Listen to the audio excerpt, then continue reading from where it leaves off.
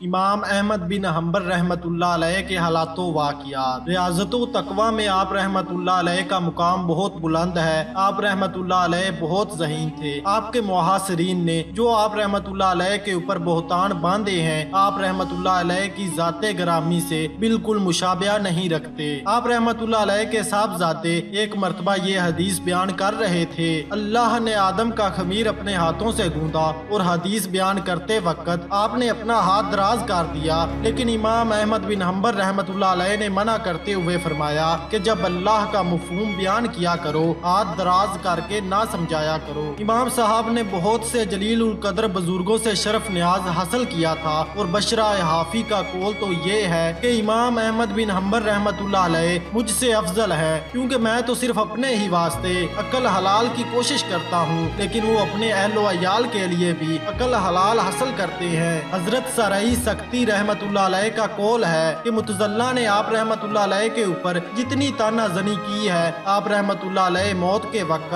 ان سے بالکل پاک تھے۔ مثلاً بغداد کے متزلہ نے ہنگامہ کھڑا کر کے یہ چاہا کہ آپ رحمۃ اللہ علیہ یہ تسلیم کر لیں کہ قرآن ایک مخلوق ہے، اور اس سلسلے میں دربار خلافت میں بہت بڑی بڑی سزائیں بھی سنائی گئی، حتیٰ کہ جس وقت آپ رحمۃ اللہ علیہ کو 1000 کوڑے لگائے جا رہے تھے تو اتفاقاً سے آپ رحمۃ اللہ علیہ کا کمر بند کھل گیا، لیکن غیب سے 2 ہاتھ نمودار ہوئے اور کمر بند باندھ کر غائب ہو گئے۔ مگر اتنی شدید اذیتوں کے بعد آپ رحمۃ اللہ علیہ نے قرآن کو مخلوق نہیں بتایا، اور جب آپ رحمۃ اللہ علیہ چھوٹ گئے تو لوگوں نے پوچھا کہ جن لوگوں نے آپ رحمۃ اللہ علیہ کو اتنی اذیتیں دی، ان کے لیے آپ رحمۃ اللہ علیہ کی کیا رائے ہے؟ آپ نے فرمایا کہ وہ مجھے اپنے خیال کے مطابق گمراہ تصور کرتے ہیں، اور اس لیے تمام تکلیفیں صرف خدا کے لیے دی گئیں، اور میں ان کے معاملے میں کوئی بات نہیں کروں گا۔ منقول ہے کہ ایک نوجوان کی ماں کے ہاتھ پیر شل ہو گئے تھے۔ اس نوجوان نے آپ رحمۃ اللہ علیہ سے دعا کے لیے کہا تو آپ نے وضو کر کے نماز شروع کر دی۔ جب وہ نوجوان گھر پہنچا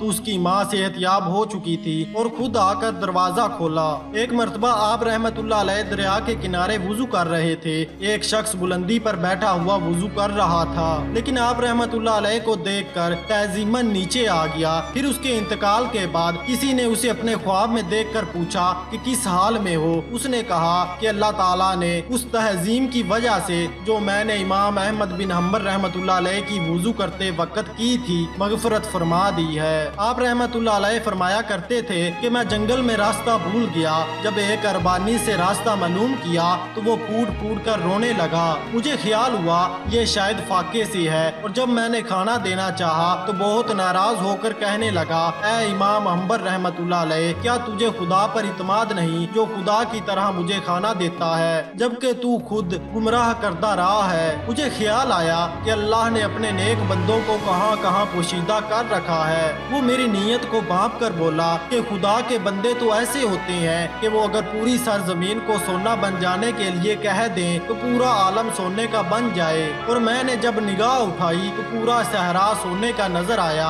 اور غیب سے ندا آئی کہ میرا محبوب بندہ ہے، اگر یہ کہہ دے تو ہم پورے عالم کو زیر و زبر کر دیں، لہٰذا تجھے شکر ادا کرنا چاہیے کہ تیری ملاقات ایسے بندے سے ہو گئی، لیکن آج کے بعد اس کو کبھی دیکھ نہ سکو گے۔ آپ رحمۃ اللہ علیہ کے صاحبزادے صالح اصفہان کے قاضی تھے، اور ایک مرتبہ امام حنبل رحمۃ اللہ علیہ کے خادم نے حضرت صالح سے خمیرے لے کر روٹی تیار کی، اور جب روٹی امام صاحب کے سامنے پہنچی تو امام صاحب نے پوچھا کہ روٹی اس قدر قدراز کیوں ہے؟ خادم نے پوری کیفیت بتا دی۔ آپ رحمۃ اللہ علیہ نے فرمایا، جو شخص اصفہان کا قاضی رہا ہو اس کے ہاں سے خمیرہ کیوں لیا؟ لہٰذا یہ روٹی میرے کھانے کے لائق نہیں، اور یہ کسی فقیر کے سامنے پیش کر کے پوچھنا کہ اس روٹی میں خمیر تو صالح کا ہے اور آٹا امام احمد بن حنبل رحمۃ اللہ علیہ کا، اگر تمہاری طبیعت گوارا کر لے تو لے لو۔ لیکن 40 یوم تک کوئی سائل نہیں آیا، اور جب روٹی خراب ہونے لگی تو آپ کے خادم نے دریائے دجلہ میں پھینک دی۔ لیکن امام رحمۃ اللہ علیہ کے تقوی کا یہ عالم تھا کہ آپ رحمۃ اللہ علیہ نے اس دن سے دریائے دجلہ سے مچھلی نہیں کھائی، اور آپ رحمۃ اللہ علیہ لوگوں سے فرماتے تھے کہ جس کے پاس چاندی کی سرما دانی ہو اس کے پاس بھی مت بیٹھو۔